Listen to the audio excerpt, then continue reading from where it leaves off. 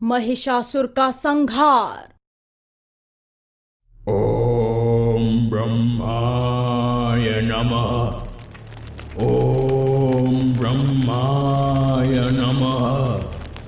ओम ब्रह्माय नमः।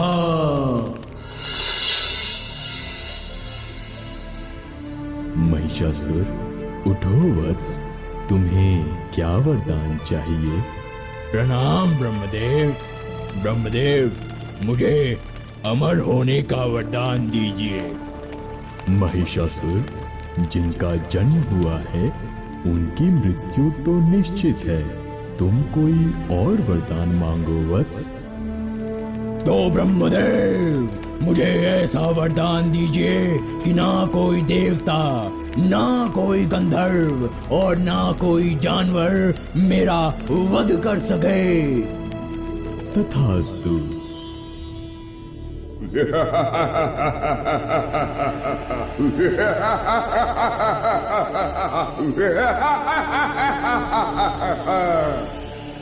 महिषासुर एक बहुत ही शक्तिशाली और बलशाली राक्षस था। वो इतना खतरनाक था कि देवता भी उससे डरा करते थे। उसके सामने शीश ना झुकाने वाले प्राणी का महिषासुर मस्तक ही उसके शरीर से अलग कर दिया करता था। उसकी आहट भर से ही देवता, मनुष्य और जानवर थर थर कांपा करते थे।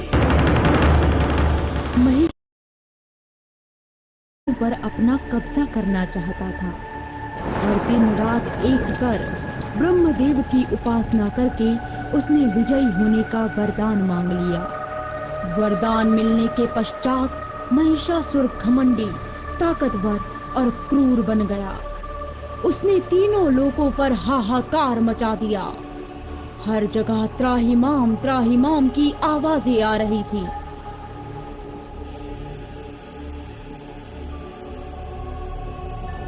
रंभ और एक भैंस का पुत्र महिषासुर अपने माता पिता पर ही गया था।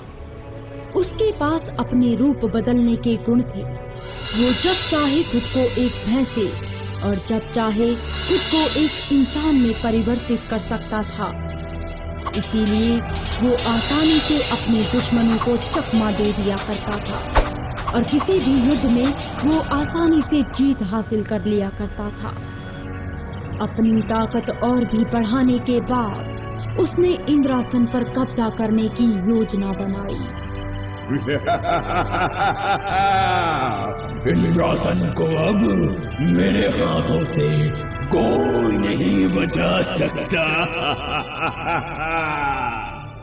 महिषासुर ने खुद के बल पर पूरे इंद्रलोक पर हमला कर दिया, जिसके बाद इंद्र काफी घबरा गए और महिषासुर से हार गए। हार के बाद इंद्र को अपना इंद्रासन छोड़कर इंद्रलोक से जाना पड़ा। वहीं महिषासुर ने खुद को इंद्रलोक का राजा घोषित कर दिया।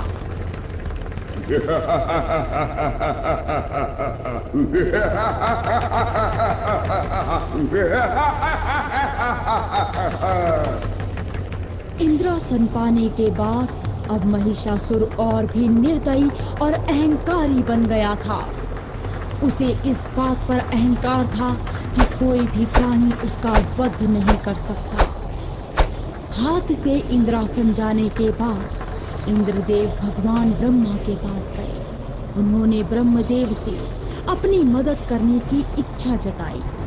ये सुनकर ब्रह्मदेव ने कहा, मेरे वरदान की वजह से महिषासुर इतना शक्तिशाली हो गया है कि उसका वध न मैं कर सकता हूँ, न तुम, न इन तीनों लोगों में से कोई और।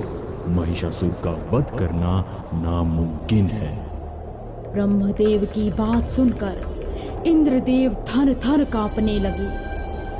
उन्होंने ब्रह्मदेव से महिषासुर का अंत करने के कई उपाय पूछे। इंद्र की बात सुनकर ब्रह्मा जी ने कहा, हमें भगवान विष्णु के पास जाना होगा, वही हमें कोई रास्ता दिखा सकते हैं। महिषासुर का अंत करना कोई मामूली बात नहीं थी। उसके आतंक से स्वयं भगवान भी घबरा गए थे। महिषासुर को इस तरह मनुष्यों का संहार करता देख ब्रह्मा, विष्णु और महेश एकत्रित हुए और उसका अंत करने के बारे में योजना बनाने लगे। क्योंकि महिषासुर बहुत ही शक्तिशाली, कई तरह की शक्तियों से निपुण और भगवान ब्रह्मा के वरदान से ऊर्जित था, इसीलिए उसके अंत का उपाय खोजना बहुत ही महत्वपूर्ण था। जिसके बाद सभी ने अपनी ऊर्जा से एक शक्ति को जन्म देने का फैसला किया। ब्रह्मा, विष्णु और महेश ने अपनी ऊर्जा से आदि शक्ति को जन्म दिया, जिन्हें दुर्गा का नाम दिया गया।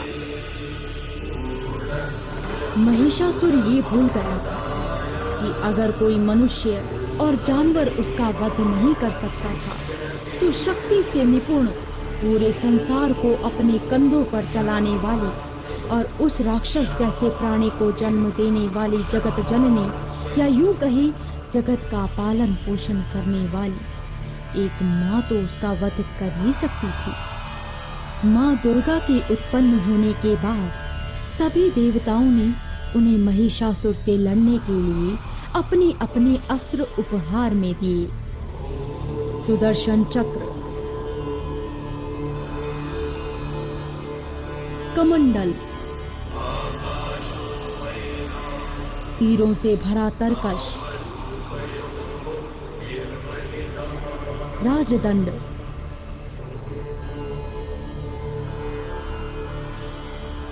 वज्र, कुल्हाड़ी, त्रिशूल और ऐरावत के द्वारा एक घंटी दी गई।